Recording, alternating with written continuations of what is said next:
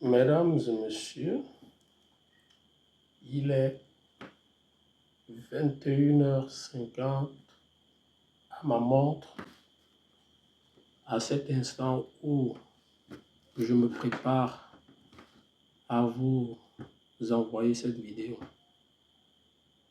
Merci de me regarder. Pour toi qui es nouveau sur la chaîne, la première chose à faire, c'est de t'abonner à cette chaîne. Et la deuxième chose, c'est de cliquer sur la cloche de notification pour ne pas perdre de vue nos prochaines sorties de vidéos. Ceci dit, nous allons entrer dans le vif du sujet, qui est celui de la nutrition chez les escargots. Alors, la nutrition chez les escargots, à travers cette vidéo, nous allons vous démontrer comment vivent ces animaux, comment on peut les appeler, comment vit ce genre de mammifères, s'il faut le dire comme ça. Nous allons vous parler de leur élevage, de leur nutrition, et également nous allons vous donner le processus pour leur croissance. Déjà, je tiens à vous rappeler que je suis motif speaker Armand Mucho pour vous servir, et dans cette nouvelle vidéo, je vous donne les 5 astuces qui peuvent vous permettre de décoller dans des élevages à travers le continent. Je rappelle déjà que lorsqu'on parle du continent, on parle rien que 237. Et je suis intéressé et je vous donne des petites astuces gratuites pour vous permettre, bien hélas, de décoller sur le plan de l'élevage. Et je vous donne également des astuces qui peuvent vous permettre de décoller sur le plan financier.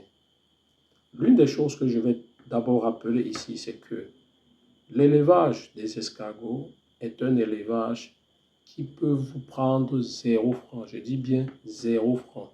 Vous pouvez démarrer cet élevage en ne dépensant aucun centime. La première chose, et je dis bien l'ultime chose que vous pouvez dépenser, c'est seulement de mieux vous former.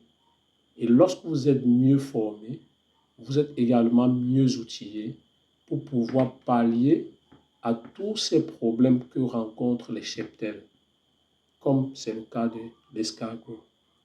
Et pour toi qui veux te lancer, dans cette vidéo, je vais te donner 5 astuces pour pouvoir décoller énormément et miraculeusement cet élevage. La première chose à faire, c'est déjà de savoir que dans l'élevage de l'escargot, ce n'est pas tous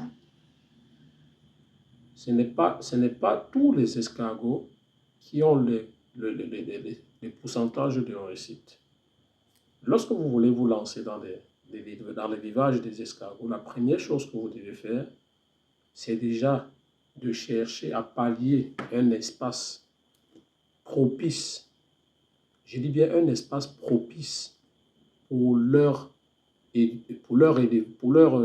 environnement. Leur environnement, en quelque sorte, doit être propice à leur épanouissement.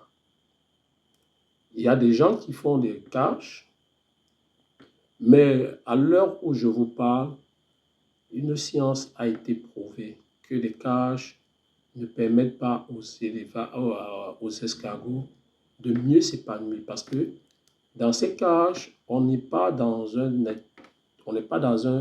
biotope naturel. C'est un biotope qui a été travaillé, et donc chaque fois que l'escargot est dans un biotope qui a été travaillé, et certainement, je pense que vous comprenez mieux la chose que moi, que lorsque vous vivez dans un espace qui n'est pas le vôtre, vous êtes à même de ressentir cette ambiguïté.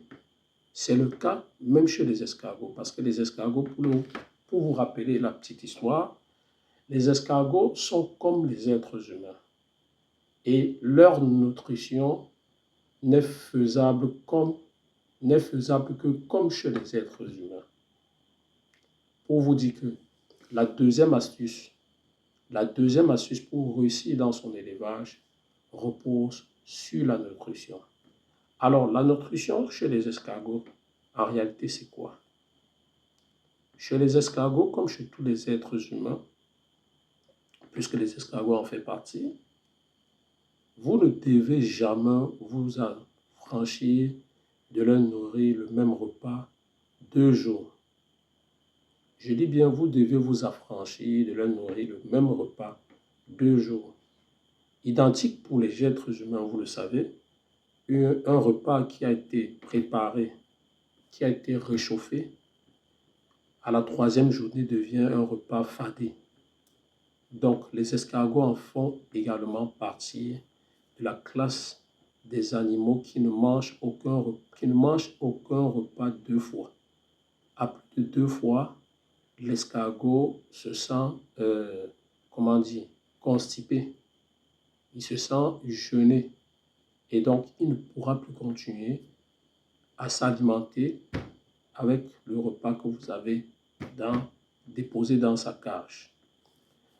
La 3e astuce repose sur, comme je vous l'ai dit tout à l'heure, repose sur cet endroit que vous déposez vos escargots pour les faire grandir, son biotope, son environnement.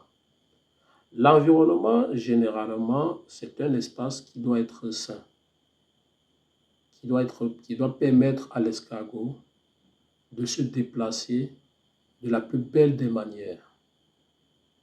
Lorsque l'escargot se sent enchaîné, embrigadé, frustré, alors il refait vivre cette frustration à travers son immobilité, ce qui l'entraîne simplement à vivre parfois dans sa coquille. Et ce genre de phénomène arrive certainement quand l'escargot se sent vraiment frustré. La quatrième astuce et la meilleure, c'est que vous deviez contrôler en permanence la température qui vise dans l'environnement propice des escargots. Sachez déjà que si l'environnement est propice et les températures sont également bonnes, vous aurez un cheptel qui vivra à 100% et qui sera bénéfique. OK? Si l'environnement et la température ne correspondent pas à ce cheptel, vous aurez certainement une plus grosse perte à travers votre élevage. Et la dernière étape, la meilleure de toutes les étapes, la dernière astuce, la 5e astuce, c'est le choix. C'est le choix de l'espèce que vous voulez créer, que vous voulez élever. Je rappelle, le choix de l'espèce, ici, a pour but de vous permettre de gagner en temps et en économie. Contrairement à ce que les gens disent, je ne pourrai jamais et au grand jamais décider de quel type d'élevage tu souhaites, de quel type d'espèce tu souhaites lancer.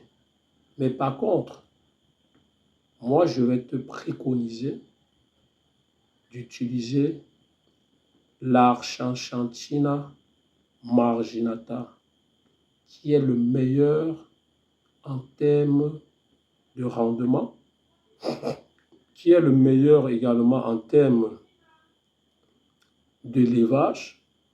Et dans cette des vidéos, ou certainement dans la prochaine vidéo, nous allons vous donner les bienfaits de l'élevage type 1 qui s'appelle l'Achantina marginata.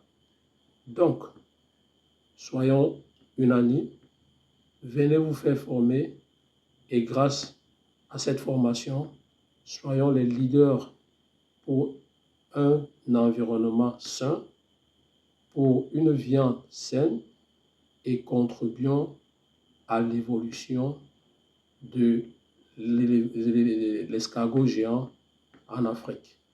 Merci d'avoir regardé la vidéo jusqu'à la fin.